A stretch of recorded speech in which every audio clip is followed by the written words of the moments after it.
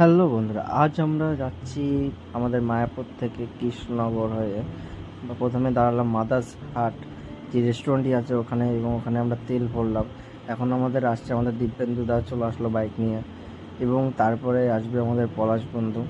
তা আমরা সবাই এখানে যে যার মতো আসলাম। এটা হচ্ছে আমাদের সবাই এক এক জায়গাতে এসে সব এক জায়গায় দেখা করলাম, এবং এখান থেকে আমরা রওনা দিলাম। আর তারপর দেখা যাচ্ছে আমাদের এটা আমাদের শান্তিপুরের রাস্তার মধ্যে দেখি হাতে বানানো শাড়ি শোকাচ্ছে, তো সেটাও আমি তুলে ধরলাম আপনাদের সামনে।